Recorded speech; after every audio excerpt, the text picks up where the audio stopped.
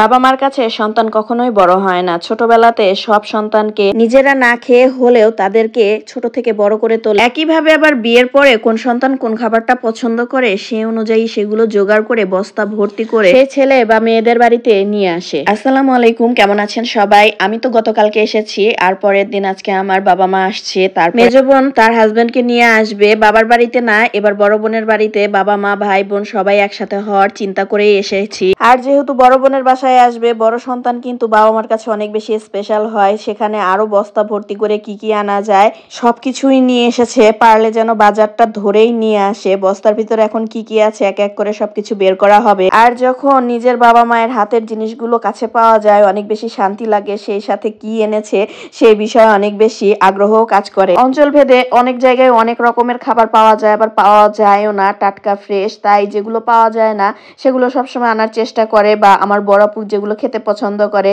ঠিক যেভাবে আমি যেগুলো খেতে পছন্দ করি আমার বাসায় নিয়ে যায়। যেমন নতুন এই লাল আলুটাই আমার বড় বোনের এখানে পাওয়া যায় না, ওর এইখানে শুধু সাদা যে নতুন আলু সেটাই পাওয়া যায়। বড় বোন দুলা ভাই বিচি কলা খেতে খুবই পছন্দ করে, তাই বিচি কলা নিয়ে এসেছে। এই কলা তো এখন প্রায় দেখাই যায় না। সাথে বাদাম ভেজে নিয়ে এসেছে, বাদাম ভর্তা করবে বলে। সাথে দেশি পাতাওয়ালা পেঁয়াজ, যে পেঁয়াজ কিনা ভর্তা ভাত করে খেতে অনেক বেশি স্বাদ লাগে। বাবা মায়ের আসলে এমনই হয়, পারলে নিজেদের কলিজাটা কেটেও মনে হয় সন্তানকে খাইয়ে দিলে শান্তি পাবে, তৃপ্তি পাবে। যাদের বাবা মা দুনিয়ার বুকে বেঁচে আছে তারাই কেবল জানে বাবা মা থাকার কি শান্তি, আর যাদের নাই তারাও খুব হাড়ে হাড়ে টের পায় বাবা মা ছাড়া আসলে দুনিয়াটা কতটা কঠিন আর কতটা অসহায় লাগে। যাই হোক, শৈলা পাতা নিয়ে এসেছে। এই পাতাটাকে আপনারা কি নামে চিনেন তা জানি না, তবে এটা কিন্তু ধনিয়া পাতা না। এটা দিয়ে ডাল খেতে বা ডালের বড়া তরকারি খেতে অনেক বেশি স্বাদ লাগে। সাথে কেশর এনেছে, লাউ শাক এনেছে, টমেটো এনেছে, সাথে শুটকি মাছ এনেছে, নাতি নাতনিদের জন্য চিপস এনেছে, কাঁচা তরি তরকারি সহ কাঁচা মুরগি গোস্ত সবকিছুই নিয়ে এসেছে। এই টাটকা লাউ শাকগুলো মা আসার সময় নিয়ে এসেছে, একদম ফ্রেশ, যেগুলো এত টাটকা বা সতেজ পাওয়া যায় না।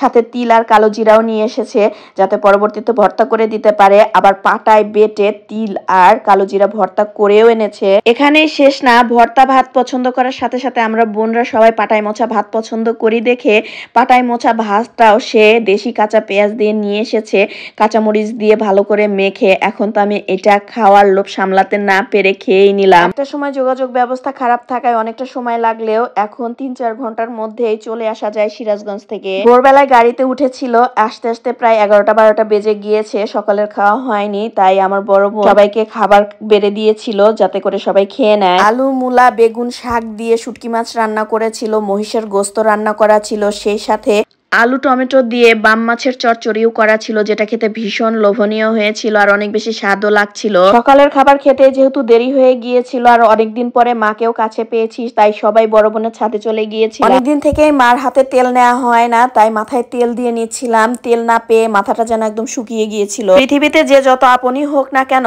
মায়ের মতো এই দুনিয়ায় কেউই হবে না। সেই সাথে মায়ের আদর, মমতা, ভালোবাসাও মায়ের মতো করে নিঃস্বার্থভাবে কেউই কখনো দিতে পারবে না। তাই মা যখনই আসে মার হাতটা মাথায় নিলেই যেন শান্তি পায়। ওদিকে আবার দুপুরের রান্না করবে বড় আপু, মাথার গোস্ত এনে রেখেছিল। আমরা কে কোনটা খেতে পছন্দ করি সবকিছু এনে রেখে দিয়েছে, আমরা শুধু মেনুগুলো বলে দিয়েছি। যেহেতু সবাই একসাথে হব, লোকজনের সংখ্যাও বেশি, তাই সবকিছু কিছু কিছু করে আগে থেকেই বড় বোন এনে রেডি করে রেখেছিল যাতে করে রান্না করতে সুবিধা হয়। মাথার গোস্ত রান্নার ভিডিওটা নেক্সট কোনো ভিডিওতে শেয়ার করব, তা না হলে ভিডিওটা অনেক বড় হয়ে যাবে। আমি মাছ ভাজি পছন্দ করি দেখে আমাকে আস্ত একটা ইলিশ মাছ ভেজে দিয়েছে, আর সবার জন্য ইলিশ মাছ ভেজে ভুনা করেছিল। মায়ের পরেই কিন্তু বড় বোনের স্থান, তাই আমাদেরকে সে সন্তানের মতোই দেখে। যে যেটা খেতে পছন্দ করি মায়ের মতো করেই সে তার পছন্দের খাবারটাই খাওয়ায়। আজকের ভিডিওটা এই পর্যন্তই। ভালো লাগলে অবশ্যই একটা লাইক, কমেন্ট, শেয়ার করে দিবেন। সবাই ভালো থাকবেন, সুস্থ থাকবেন। আল্লাহ হাফেজ, টাটা।